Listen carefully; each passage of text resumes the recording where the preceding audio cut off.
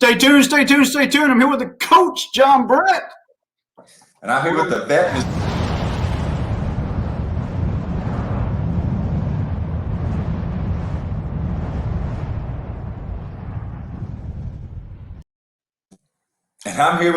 Mr. Ian Griffin.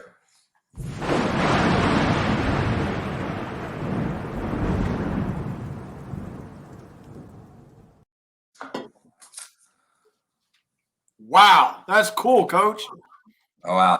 I mean, we're blowing stuff up already. I've never blown anything up, but I got the guy here that can help me blow stuff up. So I'm ready. So go ahead, Coach. Who we got here? Well, on the screen on the bottom left of your screen, you got Mr. Alan Bailey from Pittsburgh, Texas. I've known since, wow, I couldn't even remember how long, probably my whole life, or at least close to it. I don't know, when did you move to Pittsburgh? Were you born in Pittsburgh? I was born in Pittsburgh, so. I was born in Mount Pleasant, but I lived there my whole life. Because you lived on Lafayette Street. That was off and on living on Lafayette Street. My mom lived on Lafayette Street. Okay. Yeah, and I lived on Kesterson, which was maybe, half a mile, 3/4 of a mile, and we played a little basketball at the Episcopal Church. And yeah, we probably played more basketball there than the people at the church played. Yeah, there's no doubt. The funny story about that is the guy got tired of me. I didn't go over and knock on his door so he could flip the light on. So he actually gave me a key to hide so I could turn the light on so I could play basketball at night. It was crazy. But anyway, also you and I played on the same basketball team in high school. Well, you probably played. I probably sat and watched you play. Shoot, I was sitting with you. Hey, what are you talking about? I mean, the white guys were sitting watching. What are you talking about? I mean, when you got Tony Williamson and Ricky Crowder and Craig Tony, you ain't gonna get a lot of playing time. Yeah, Tone Jones didn't need anybody. I just needed somebody to give him the ball. That's it. Yeah. And then one of my best friends for my whole Pittsburgh was Daryl Freeman, which is my brother-in-law. Brother-in-law, right? Yep. That's right. Great guy. I went and saw would be his son last year play a game against someone, and I went over there and watched him. We had an off week, but it's a great family. So you and Unita, I mean, how long have y'all been together? This may be 32 years. Maybe 32 years. I like 32 that. years. All right. Well, man, we got you on here. I love seeing your comments, and thank you for your service. So I'm glad to have you here. Me too. I'm glad to be here. So we got Alan here, and I'm going to post up a picture he put here. You talk to us a little bit about it, Alan. Yeah, y'all probably wondering why I put a picture of me and Ian. I'm the fat guy. But me and Ian, we graduated together, and I'm gonna tell you, I cannot remember talking to Ian probably 10 times the whole way through school. So it took us going almost 8,000 miles away from Pittsburgh to realize how much we had in common and how good of friends that we could be. Because I'm gonna tell you right now, Ian's probably one of the best friends I got now. And I appreciate it, brother. we were in Afghanistan together, and we got to talking on the internet, and he said, "Hey, where were you going to be, in Jalalabad?" And I said, "Okay." I said, "All right, that's just a helicopter ride away." So I flew up there, and we spent 24 hours together, hung out, ate dinner, and drank coffee, and had a good meet. And I got back on that same helicopter and flew back to Gambiri. So we got to talk about the helicopter, Alan. Just one second. I can tell that helicopter story better than anybody else. Alan's the bravest man I know, hands down. Because I'm going to explain this to you. Is this helicopter here? He rode in on a damn Russian helicopter. Okay, and when that thing came in, it was in Bagrams where we were at. And when it came in, anybody knows Bagram? It's in the bottom of a bowl. So you got all these mountains. This damn helicopter comes over the horizon, spitting out more oil than it has in its freaking engine. I can promise you that, because the Russians ain't freaking fixed the damn thing in 30 years, and we didn't pay to fix it either. And I'm talking, it's shooting out a steady stream of, you can see this thing miles away. When Alan came off that thing, I said, "Dude, you actually rode that damn thing?" And he goes, "Oh, yeah, like it's nothing." I'm like, that is like the most unsafest freaking helicopter I've ever seen in my life. He is the bravest man I know, hands down. So, yeah. With that story, now, I just told my dad that I went to see Ian, and Ian saw my dad and told him this story. So then I had to hear, why am I riding around on these dangerous Russian helicopters in Afghanistan? Yeah, what had happened, I went back on emergency leave because my mom had passed, and I saw him there. And I told him that, and it kind of eased tensions at the time too, you know, because all that. And he came to the viewing, and I explained. I said, "Your son, dude, is courageous as heck. You gotta be proud of him because there ain't nobody braver than that guy right there." And so he ate that up, you know. So wow, so it's good to have you on, Alan. But hey, I'm holding up the progress here, and I got to introduce Casey Luke. So Casey Luke used to be a soldier I used to work with in the Mighty Delta Dog 701st, and she was a Venger repairer. Now I don't have a picture of the Venger. She showed it up earlier. I should have pulled one up. But that's a bad motor scooter, and I'll let her talk about that here in a second and a few other things. But not only was she's a soldier that served in Iraq with the Big Red 1 Delta Company 701st and did great things there. She is an avid obstacle course runner. And about when I was stationed at Bragg, I hit her up because I used to see all her pictures. I think she's ran every obstacle course like 8 times. And I said, "Hey, I'm about to start one of these here. What do you suggest?" And she told me the steer tip of like, this is hard, this is not hard. You'll walk into this and do this and easy. And so like I did the one for the infants after she told me all the ones that were hard, you know, what all you had to do and the physical regimen on it. And she's been an avid obstacle course. So I'm going to throw it over to you, Casey, let you talk a little bit, and I'm going to throw your image up here in just a second. So go ahead. All right, sounds good. Yeah, so not so much avid anymore. I started doing them back in 2015, fell in love with my first race. It was a Spartan race. Actually injured my shoulder in a race at the very beginning of 2017. Me being the stubborn person that I am, kind of pushed through it, finished out the season, ended up re-injuring it twice in 2018. And I haven't done a race since. Had a lot of problems with doctors not really figuring out what exactly the problem was. So I've been sidelined for a few years, unfortunately. But I'm up in Ames, Iowa now, and found some doctors. They did a contrast MRI, find a very significant tear in the rotator cuff and the labrum. So looking to get surgery sometime this year. I am registered for a race this fall. I was hoping to make that kind of my comeback race. It's the World Championships up in Stratton, Vermont. Looks like I might have to push that back another year just because it's taken so long for the surgery. But yeah, I'm definitely excited to get back into that, hopefully next year. Cool. So I'm going to put your picture up, let you explain a little bit about it here. Yeah, so this picture is a lodge that is being built in Southeast Iowa through a veterans organization called Healing at English River Outfitters, or HERO. It is a nonprofit, 100% volunteer, 100% veteran organization. And what they do is they reach out to veterans. They get them out there for hunting trips. They actually took me on a hunting trip in December, and that's how I kind of got to know them a bit. And really that trip did a lot. It was a lot more than just a hunting trip for me. It gave me time to reset and kind of refocus everything. And it really gave me the push I needed to kind of hit the button on figuring out exactly what was wrong with the shoulder. Because, you know, after all those doctors kept telling me they didn't know what was up, I kind of gave up and just conceded to the fact that I would never do obstacle courses again. I just have to live with this messed up shoulder forever. And yeah, so that was really a turning point for me, that trip. And then after that, so many more doors have opened up. I found out today that I'll be going on a missions trip to Haiti in May, a new church that I found. I'm going to school right now for soils, and hopefully I'll be able to work with some of the local Haitians there where we're going, work with some of the farmers and stuff like that. So I'm really looking forward to that opportunity. Another veterans group that I found recently was a Vets Disc Golf Club. It's a national group. I got selected to represent them on their team for disc golf this year. So super excited about that. And actually was just able to, this Saturday, opened up a local chapter here in Central Iowa for local veterans to be a part of that group. Cool, cool. So, have you ever done disc golf?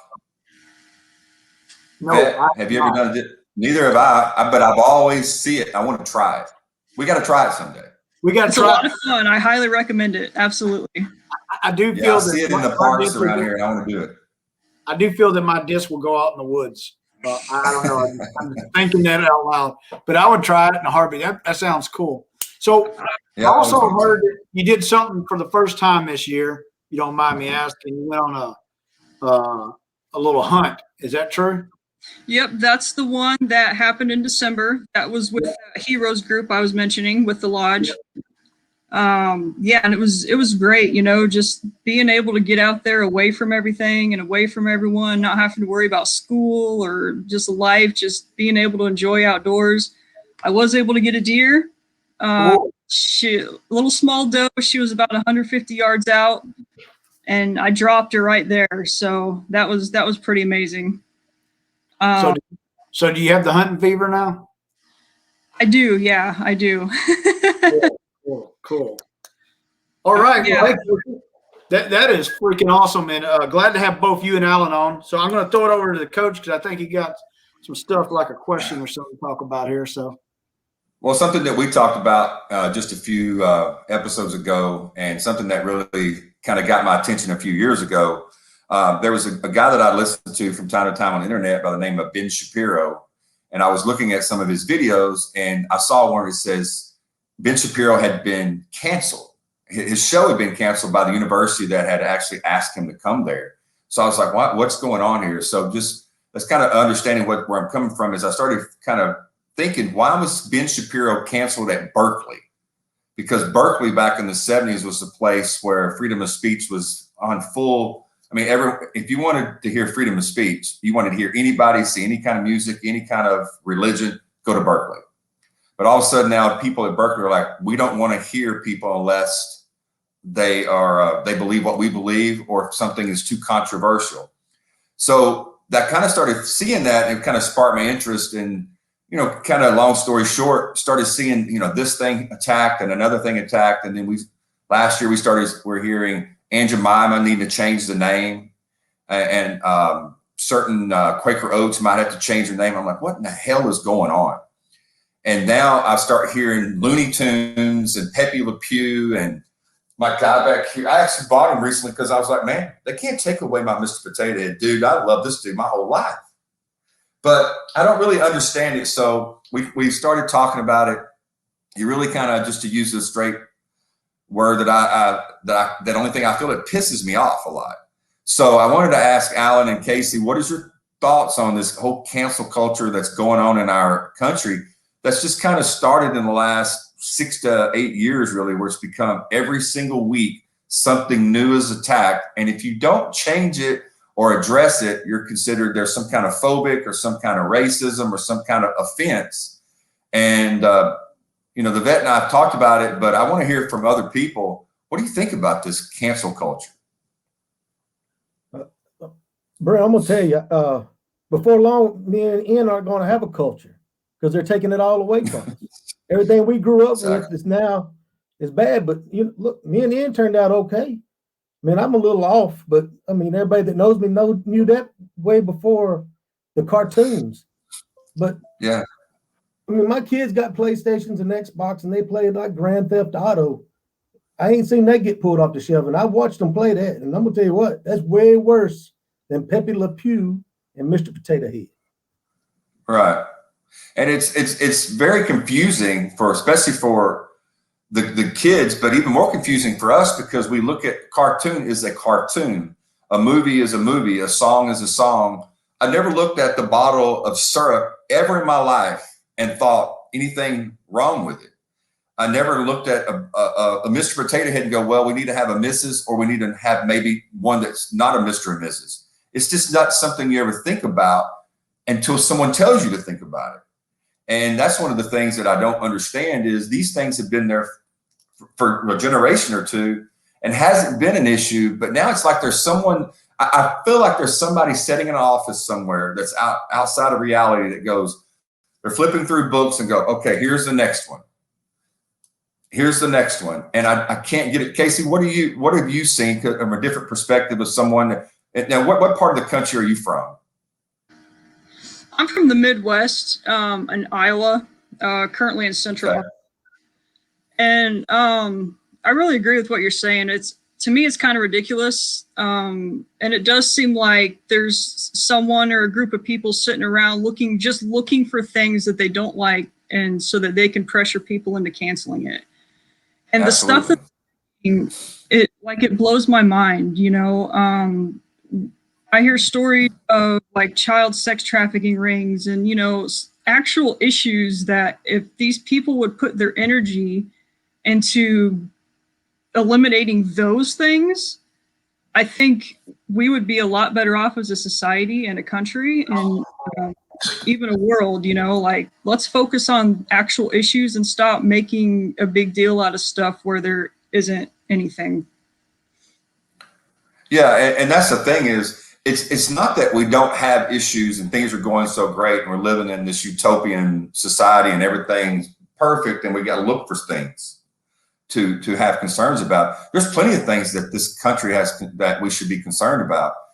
You know, all the way down from the way that our Congress is run, the way you know, interest groups are there, all the way down to the local. You know, just something recently around here, just you know, there was a gentleman that had been for a number of years as a coach that was told he couldn't pray. And I'm not saying that that's right or wrong. I'm just saying that's an issue, that's a local issue that can be discussed. But it seems like every day there's something new coming up that just goes, what the hell are we doing? Can we not focus on things of importance? I mean, we're in the middle of a pandemic and we're worrying about a damn skunk. Are we worrying about a potato head? Are we worrying about who's the next name? What, I don't even know the name of Aunt Jemima's not even named anymore. Ian, what is the stupid Miller or something? You're on mute. Oh, it's something Mills. I think it's White Mills or something like that, a milling company.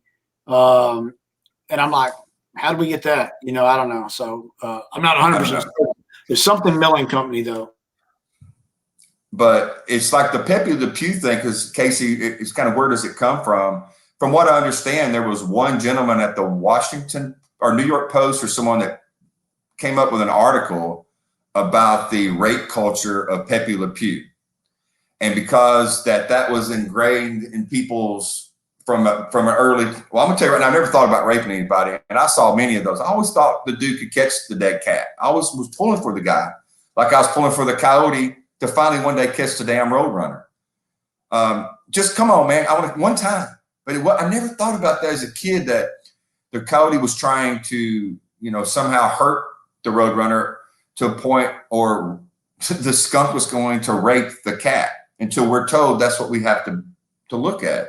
So, Alan, I know you grew up where I grew up. What in the heck is? I mean, what the heck's going on? I don't know. I think it all comes back around to participation trophies, in my opinion. I mean, you know, everybody gets their feelings hurt because they don't get things their way, and that's, I mean. You got to teach kids, and we should have taught them a long time ago that, you know, everything's not perfect in this world. Everything, right. You might get your feelings hurt. I'm gonna tell you, there's three of us right here. If they tell you they ain't never had their feelings hurt, we were all in the military. There'll be three liars sitting here. And I promise you're gonna get it hurt in the Army. But we all grew up in the Army. You know, if I said something real bad to Ian, he's probably gonna say something real bad back to me. So right. It's just a culture of, you know, you got to think this way, this way, this way. And if it ain't my way, then you're completely wrong. Right. It's either it will be my way, or we just won't have it at all. And that's what I say. And I agree with you, because Alan, when we were playing sports, we had tryouts, and you were good enough to make the team, or you were on the B team. If you weren't good enough to make the B team, then you were cut. They used the word cut. And you either had two things you could do. You could quit playing that sport, or you get your butt in gear and practice for a whole nother year, what I call the Michael Jordan syndrome. You go get your butt in gear for another year of tryouts. I went to coach 5 years ago at a place in Hawkins, Texas. I don't care. I'll call them out. And immediately I was told, when we got ready to do tryouts, I said, so when are tryouts? Because they told me I was going to coach the 8th grade basketball team. Okay, I said, when are we going to schedule tryouts? No, we don't have tryouts. What do you mean you won't have tryouts? Well, everybody's going to, that wants to play basketball will get to play. And if we don't have enough spots, then what we'll do is we'll allow them to have a game or two on home games where they get to play each other. I mean, what are you teaching a kid? that where you're at, that's where you're going to stay. If you're not good enough to make it, you don't have to go practice. You don't have to go get help. You don't have to go in the backyard and shoot baskets. You made the team. You get to wear the jersey. So yeah, Alan, I totally agree with that. I mean, the participation trophy is a bunch of crap because it doesn't teach you what the real life is. When you get in a job, if you don't do well and you get fired, now you know why people shoot up places. They don't know how to deal with failure. That's just my take on it. I agree.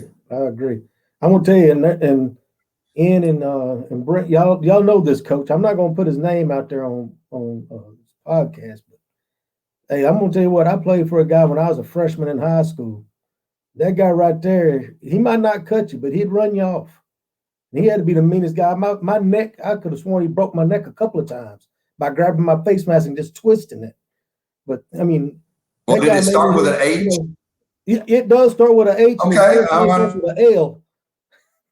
But I'm gonna tell you what, he's a great guy. He was a great guy, and you know what? I coached a lot of sports, youth through rec centers, and I kind of based my way I coached off of the way he coached. I didn't grab nobody's kid, but I tell them up front, hey, you need to work harder. You ain't gonna just play because we put some money in the pot. Yeah, and Vet, I think this is what we've talked about. This just kind of expands on it, that if you live in a society where you don't have failure, then when failure comes, you don't know how to deal with it. And I think my favorite book is The Road Less Traveled by M. Scott Peck. I let my students or prisoners, I give it to them. They'll take it to your cell and read it. And the very first sentence says, life is difficult. And if you don't believe life is difficult, then you're living in a fantasy. And if you're living in fantasy and bad shit happens, you don't know how to deal with it. You got to learn how to fail quick because you're going to fail in this life. Coach, on that, I agree. I'm going to throw it over to Casey, see if she's got anything here real quick, and I'm going to throw some salt on it a little bit there at the end. So go ahead. Yeah, I grew up in a very small town, so we were lucky if we had enough kids try out for different teams to fill the spots. But even with that, you still had to earn a starting spot. You didn't get a starting spot just for showing up. And we did have varsity and JV for all of our sports. And, if even within that, sometimes we had some of like the JV freshmen and sophomore kids playing varsity because they put in the work. They were good enough to do that. So they earned that spot. And, sometimes your juniors or seniors might have to go play JV for a couple games because they weren't putting in the effort. So even within small school systems back in the day, there was that system where you still had to work for what you got. And yeah, these participation trophies nowadays, they're ridiculous. I've been hearing about them and I was like, I don't get it. I really don't, but whatever. We understand small town, Casey. We're about 5,000 people. So Coach, I'll say this here, and I'll throw a couple things out here. I remember when my dad said, hey, you're going to play Pee Wee ball. And he said, you got to do tryouts and you might not make it. And I was like the runt in school, to be quite honest. I was like the smallest thing there was. And he spent the 2 days prior throwing me 100 pitches, making sure I learned how to hit. And when I got up to batting practice up there for tryouts, I hit everything that was there. And I got picked, although he gave me a glove, and Jerry Jackson can attest this and anybody else. The glove dragged the ground because it was his damn glove. We so damn poor. We couldn't afford a glove, But hey, my little runt ass got in there because I put the time in and wasn't afraid of the ball. That's the first thing. The second thing I'll say is Casey could probably attest to this. In our unit, there were times that I could be very I could be an adversary in some ways. I guess that's probably a polite way of saying it. But when you face a little adversity, soldiers have to either pony up or they're going to get broken. And hopefully they can face adversity and rise to the occasion. And I'm quite sure it's the same way in Alan's units that he is in. Sometimes you need to be yelled in the face a little bit to get that motivation going, to get going. It was never personal, although it might have felt that way at the time. But those things there produce warriors at the end of the day. It doesn't produce baby handlers. It produces people that go out and kill people, So, and then you mentioned something, and it brought something to my attention that I wanted to talk about. Is when I'd have soldiers that would lose some people or have pass away or something like that, they might not be religious, but I would always go to them no matter what. And as a first sergeant, Alan can attest this, you know all your soldiers extremely well. You might not know all the dirty things they do, but you know a good portion of what makes them tick. Even if they wasn't religious, I would go to them and I would say, hey, would you like to see the chaplain? And they go, first sergeant, you know I'm not religious. And I would say, understand this, the chaplain is more than just about God. Sometimes they're just comforting. And that comfort, the professional counselors also, that comfort might be what you need, you know. And so I would refer that to them. In nowadays time, though, with the cancel culture, I could very well be have an investigation put on me for forcing that down somebody's throat. Even though I never forced religion, I sit there and just trying to seek out some help for them. But the route that we're going on this, we're going down that lane. And then the other thing I do want to talk about is anytime we suppress speech, we're going against what America stands for, period. Absolutely. Suppress any form of expression. But we talked about it a little bit, and I wanted to bring up a little bit about, you know, the Grammys at 8 o'clock Eastern time on CBS. It was put out a little Cardi B in a song called WAP. And so I do have some feelings on that. I think she should feel free to let us know all about her sexual exploitation all she wants. But my challenge I have with this is I remember as kids that we watched the Grammys at 7 and 8 and 9 and 10 years old. And people say, well, if you know Cardi B is going to be on there, you shouldn't have them watching the thing. Well, I would contest to that and say maybe it needs to be on a later channel, or maybe it shouldn't be on that venue. Not that you're trying to kill the speech, but as I was talking to Alan earlier, I got soldiers that were in Germany that would go pay to go see one of those venues in France and other places, some good hard American euro or dollars, you know, to those type of clubs that would eventually come on the naughty list. So why are we seeing that on prime time when we never catered to that before? And I will throw out there, though, although when we grew up, Madonna did the same thing with the Like a Virgin. You know, the video or the display of her stage presence for that was quite similar. But I just don't think that my 15-year-old, do I think that he's not doing things that he wishes he was doing? Oh, I'm not naive. But I don't think he needs to see it at 8 o'clock on standard 3 channels of TV. That's just my opinion. So anyway, I'll throw that out there. And mine real quick, and I want to ask you guys about it, but one of the things that I saw someone comment on Facebook was, oh, it's later in the night, your kids shouldn't be watching it, or, oh, kids don't even watch the Grammys anymore, or the kids doesn't. I'm going to tell you right now, when we were growing up and Michael Jackson was on there, or Madonna, or somebody was on there, that's all we talked about for the next 3 or 4 days. Did you see Michael Jackson's moonwalk? Did you see Madonna in the bed? Or did you see whatever? So don't give me that crap that we don't know, or they don't know what's going on. Believe me, my kids, they know. My daughters, one that's 17 to 21, had to tell me what WAP meant, okay? And it was embarrassing when my daughter wouldn't even say the last part. I had to guess it, and I was like, "That I got to be wrong." She goes, "No, you're not wrong." I mean, are you kidding me? And the thing is, you can call it WAP and you can do whatever, but the kids already know what it is. So when they think it's okay to be on TV, I think they believe it's okay to say it and do it. What do you think about that, Alan? I really want to know what Alan thinks about this.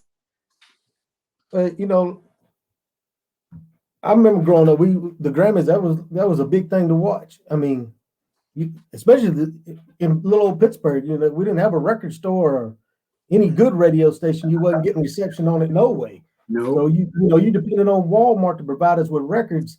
But you know, when we were coming up, that wouldn't have been on there. You're right. We had Madonna, and I think one year, and it was well after I was out of school. I remember Prince. He was out there at an award show and showed his butt cheeks to us. Through them, cut out the back of his pants. But that was on a cable channel and not on primetime TV. Yeah. But you know, my kids, I don't think they ever watched the Grammys. Maybe a couple of times they'd watch just to see who won certain awards, and they going back watching something else on another channel. But you know, that right there, I don't think it should have been on primetime TV. Yeah, it didn't show it till probably, I think it was almost after 10 o'clock when they showed that act, but not on primetime. Yeah. Well, Casey, what do you think about it? I mean, I'd like to hear what you think about it. I mean, yes, you're right. One thing, Alan, that you said it was later, but most kids stay up on Monday night and watch Monday Night Football to 10:30, 10:45. So that's not too late. So. No, I really agree with what you guys are saying. And if we go back to kind of towards that cancel culture with like Pappy Le Pew, the stuff that they're showing on these, award ceremonies are so much more vulgar than a cartoon skunk. And that's kind of what really blows my mind about it. It's like, why are they going after a cartoon when they're really advocating and pushing for this other stuff to be on TV and to continue to be on TV when it should be the other way around? Because when the kids see this stuff, actual people on stage or music lyrics or music videos or whatever, they're going to follow that a lot more than a cartoon skunk as far as actions go. One thing I will say is the society we live in right now, we had the Me Too movement, which was very powerful for a moment. The very people that will push for Me Too movement will say, that they believe that women should be empowered, which I 100% agree with that. Some of the best soldiers I've been around has been women. And to me, to be honest, it doesn't matter if they're man or woman, just as long as they get the job done and they protect me and I protect them is all I cared about. But those very same people will sit there and say that this is empowering, and which I'm like, this is everything but empowering when you see what they did on stage. That this degrades the opinion, this degrades a woman to me more than anything else. I don't really care what anybody does behind their closed doors and all those other things, but this was exploitation in a form is what that was on the Grammys in my mind. So that's just my. So, Coach, I think we got another topic though that we got to talk about. This probably won't take too long, and this in here, what I got is President Biden's about to do his first official press conference since being the president, and he's waited longer than any other president in the last 100 years. He's taking his time about it. He's wanting to savor the moment, I presume. So, my question to each one of y'all, and I'm going to start off with Casey, and I'm going to work my way to Alan and the coach, is how many answers, and you can give us your thought process on it too if you want to, how many answers will President Biden answer from the questions at the press conference? Yeah. I kind of, when I think about that, I kind of look back at his campaign and how he stopped campaigning like halfway through or 3/4 of the way through and just kind of disappeared for a while. So to answer that, one, I'll be surprised if he doesn't cancel it, honestly. And then two, if he does show up, I think they will have pre-recorded responses for him or pre-written out responses. And then I think it would probably even be like set questions. So only a certain amount of people in the audience or the press or whatever can ask predetermined questions. And then he'll have predetermined answers to give to those questions. But as far as giving any actual answers of his own volition, I don't think there will be any, honestly. So I'll leave my comments to the end, but Casey, we're right there. I'm just throwing it out there. So go ahead, Alan, what you got? Well, I think Casey's looking at my notes somehow from Iowa, because I'm gonna honestly tell you, and I'm gonna tell y'all now, I listened to y'all's podcast today, and Brent, if you think I'm gonna teach you something tonight, it won't come from anything political, I promise you. But if I was in Pittsburgh at my dad's house, because I see he's watching, I'd be up on it because that's all he watches is Fox. So I'd be up on what I'd have a real good answer. But I'm like Casey, and if he does have it, they'll be pre-recorded, and it won't be questions that came from a Fox representative or one of those news agencies. It'll be something that there'll be planned questions, probably by whoever writes his speeches. And he'll have his answers prepped out and wrote out for him or going on across the screen for him to see. And it'll be a softball, just like every other question he's been asked all the way up until he got elected. So that's what I think. And if at max, it'll be 5 questions. But like I said, there'll be questions that he already knows that are coming and he's already got the answers ready for. Yep. Oh, Alan, I 100% agree with that. And because my thing is, it might make it look like he's being asked questions, but he's going to know those questions before. The Donna, what was her name? Donna Brazil. Yep. That had the questions for Clinton prior. I mean, this is the game plan. But I really want to see Jim Acosta jump up and ask a crazy hard question to Biden, like he did at every press conference that he was at with Trump. Just one time, I'd like for him to jump up, cut him off, say, no, answer the question, President Biden. But it's not going to happen because he gets nothing but softballs when, Trump always got 98-mile-an-hour Nolan Ryan fastballs. And this guy here gets nothing but softballs tossed at him underhanded because he's not going to be able to comprehend what the question is really anyway. And his answers is always going to just be out there. So I believe the questions have to be prearranged or he will stumble. I mean, that's just the way I feel. Coach, I'm going to throw it out there. George H. Bush, Saturday Night Live, had some guy named Dana Carvey. And he goes, not gonna happen. That's it right there. It's not going to happen. And I agree with Casey here. I don't see if he gets up there and does his press conference. You remember when we did the presidential election live, we had an outage in power while we were here. Half the South had an outage in power. Amazing how that happens. And I'm not throwing a conspiracy theory, but it's amazing how that happened only on election freaking night, as we're doing a freaking podcast. So you figured at one time that I remember I knew a warrant officer who worked for the White House staff for George W. Bush. And he said George W. Bush was on the phone with Putin and the line went down. He says, the only time in my whole career I thought I lost my job. He said, I got it up in 20 seconds, but I was not a liked man during those 20 seconds. I can tell you that. And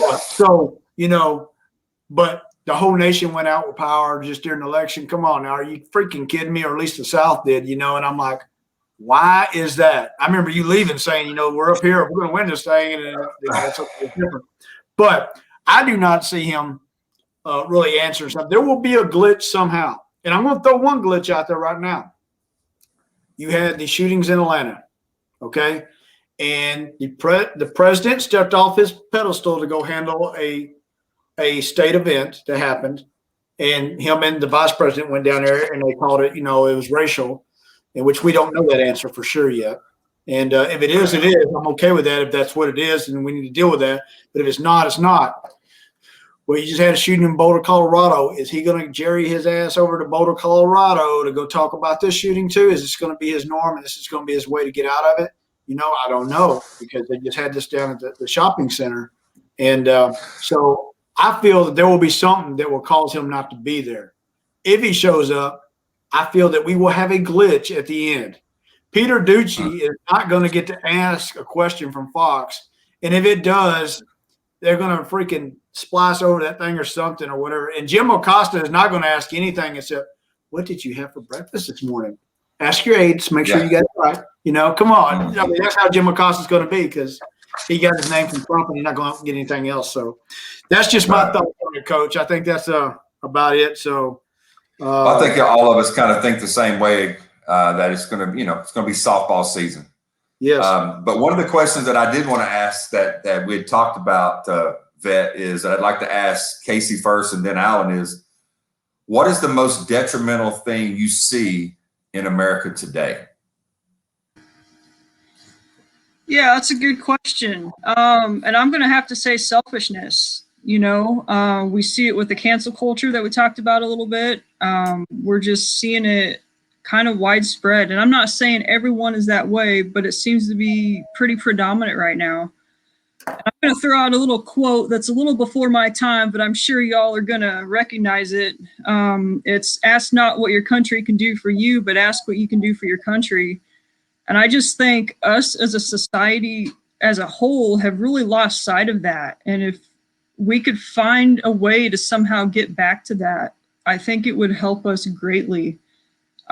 Just instead of looking at, what's best for me, what do I want, let's look at it as, hey, what can I do to help make a situation better? How can I, apply myself to make things better instead of just complaining and saying, hey, stop this, stop that. Let's work on making it better for everyone and not just what I want. Right. And I believe, that quote that you give there is from President Kennedy, but I believe that's one of the major issues that we have. And it goes all the way back to what George Washington said in his farewell address is, one of the two things he was concerned about the most was political parties over country. And I think when we don't have our country first and you're worrying about, an ideology or a party, then the country loses, not your fellow man, but the whole country loses. So, Alan, what do you think the most detrimental thing that you see in America today? I really would like to hear that. Well, personally, I think it's the divide. I mean, all we heard during the campaign was, "I'm gonna bring the country together. I'm gonna bring everything together." We're not doing that. I mean, we're canceling out everything. I mean, I'm a firm believer. If you don't study history, you'll repeat history, and we're just getting rid of everything. And we're not bringing this together. It's either you got to be this way, and this is the only way. Whatever you've been doing in the past, that don't count no more. That's not the way we're going to do things. It's our way, and it's going to be this way. So if I'm not with them, I'm either I hate a certain race, or I hate a person, or I'm just wrong because that's not the way you think. So I think the division in the country is the worst thing. This country's only been, to me, in the last, we're getting close to the 20-year mark here. The country was never as close as it was at 9/11. At 9/11, you couldn't have done nothing. You couldn't have badmouthed anything in the United States without getting beat up. And I don't want another crisis or a big thing like that to ever happen again. But it's going to take something to bring us together, and I hope it's not that we don't need that again, because we're still fighting in Iraq and Afghanistan now. But it's going to take something to bring us together, and this guy's not doing it. Yeah, and that's one of the things that I discussed with my students just recently is, we talk about 9/11 being 20 years. It's be 20 years in September. Is what would happen with the way the divisiveness is that you're talking about? How would our country act or react now to a terrorist attack from a foreign entity? Would they come together, or would it create even the worse divide, because people would say, well, the reason it happened was because this group of people did this, so they were just lashing out at America because America was either bad or did something wrong, instead of, no matter what happens, you don't mess with America. That mentality, those guys holding that flag and George W. Bush jumping up on that pile and saying these guys are going to hear from all of us soon, I get chills thinking about it right now. Would our country have that moment, or would they just still stay divided? I don't know the answer to that now, Alan. I really don't. It's scary. So I'm going to throw a few things out here on it. Is, first of all, Alan, I totally agree with both you and Casey. I think those are major factors. And at the end of the day, it's about divide. But first thing I want to throw out is, talked about history a little bit. You remember after World War II, we had a good period in the 50s, and then we hit the 60s, and everybody wanted to go run naked out of Woodstock and, smoke weed and do all those things, which I'm okay with them doing every bit of those things. They just don't have to act an ass about it. That's the whole deal. And we've had 20 years just the same way. History repeats itself. We're in this, even though this war is dragged on. If you think about the first 2 years of the war, and you put that time period back on there like that, or the first 4 years and like that, we're hitting the 60s all over again. Is what we're doing. We're repeating ourselves on it.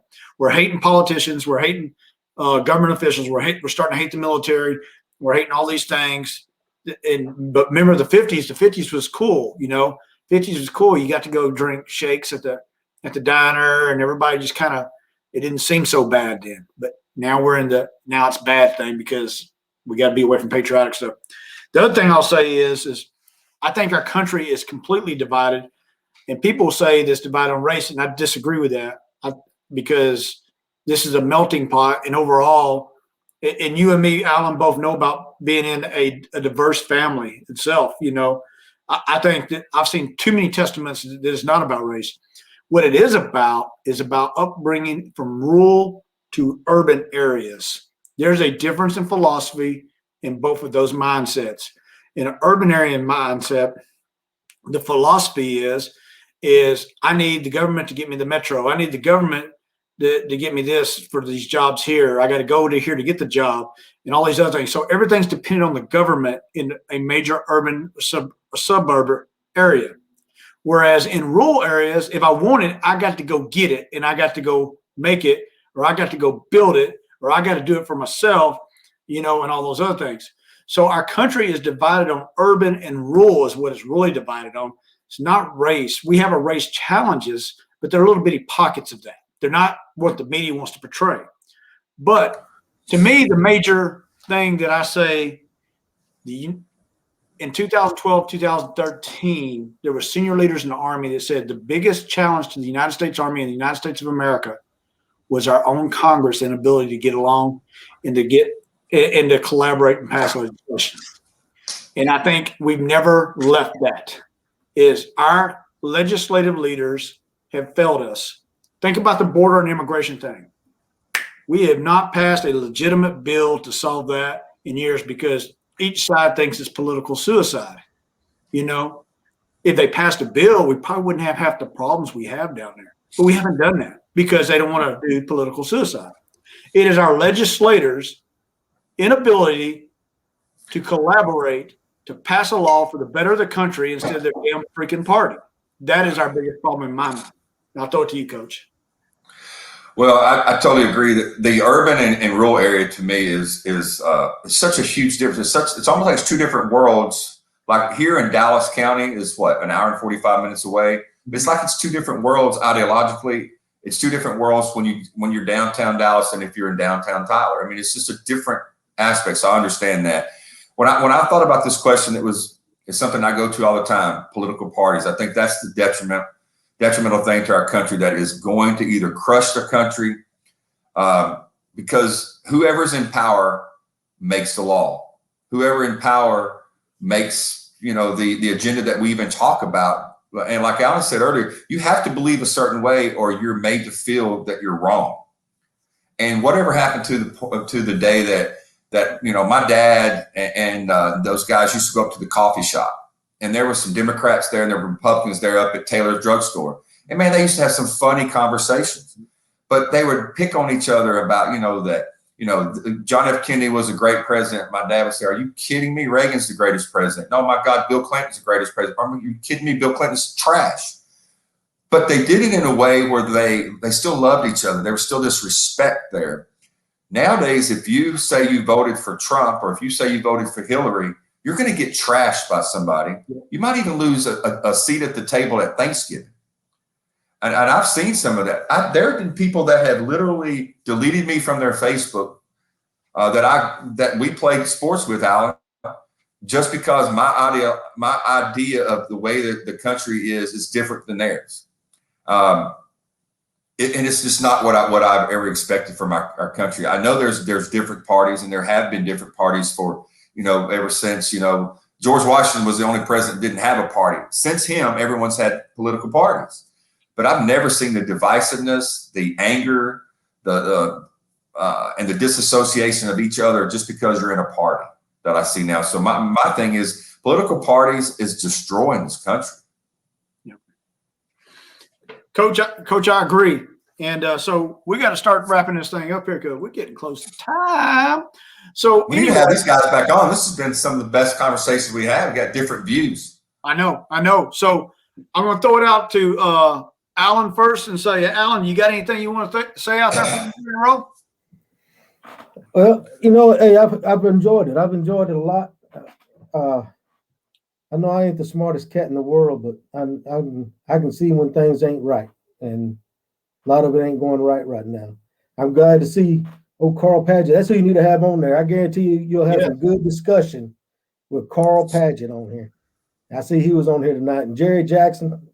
And glad y'all got on here. Shout out to my dad. He's watching. Dot, my mom. I saw she was watching. Coach Ingram out there. Oh my gosh. Yep. I must not ever Yeah. played anything for Coach Ingalls. I never heard him raise his voice. So everybody I played for yelled at me. But That's hey, great. I've enjoyed it. It's great seeing you there, Coach. And I think the last time I saw you, we were playing basketball on that basketball. Probably so. Yeah. And Ian, hey, man, it's always good to talk to you. Hopefully, I'll be in Pittsburgh here soon. We can go get some hot links. Yes, sir. I'm jumping in on them hot links. Casey, good to meet you, man. You and Brent, y'all make me uncomfortable. So he's always working out. You doing these runs. Me and Ben ain't got to be uncomfortable. Y'all doing it for us. Hey, y'all did it for 30 years. Yeah, So that's why I'm trying to catch I'm up. uncomfortable watching y'all. But hey, thanks for having me on. I really enjoyed it. And hey, I'll do it again. I'll just shoot me a message. Yes, sir. Yes, sir. Casey, what do you got? Yeah, I just wanted to thank you guys for inviting me to be on the show. I know it was your first like real live show, so I feel pretty honored to be invited. Had a great time. Enjoy the conversation. Alan, it was you also. Coach, good to meet you. Ian, good to see you. Yeah. Yeah, and if there's an opportunity to do it again, I'd love to. So anytime, just let me know. Awesome. All right. So one thing I Hey, I want to say, go ahead. go ahead. I forgot to say, both Alan and Casey are our top fans on our top fan club. So we're most gracious for all the support you've always given us to begin with. So, and I'll throw it back to you, Coach. I'm sorry. Well, I just wanted to say this. When I was growing up, my dad taught me early on that when you see a vet, and I still do it today, I teach my kids in school this. If you see, one good thing is you don't have to guess who a vet is. They normally are so proud of who they are or their unit or the war they were in that they will wear that on a hat. And so I always have been enamored by people, and I always go up to them and shake their hand and say, hey, thank you for your service. You know what's the best thing about it is most of the time they thank me back. They thank me. I don't know, why are you thanking me? But my dad taught me that at an early age, and I think that's one of my biggest regrets. I see you two guys. Well, first of all, you already retired, and you're rich, and you're still young and all that, because you got that retirement. But my biggest regret probably was that I didn't go into the military. So you three are heroes to me, heroes to a lot of people. And I just thank you all for your service. I've learned so much in the last year getting to know Ian.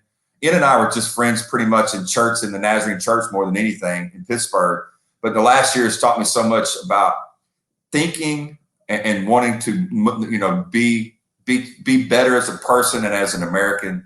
And so I just wanted to say thank you so much for you guys, not just your service, but also for being great Americans, because you guys are what America is about. And I appreciate it. Oh, Coach. So we come to that time where I got to say, let me make sure I got my all right. From the coach. And to the vet. Everybody, stay tuned, stay tuned, stay tuned. Stay tuned.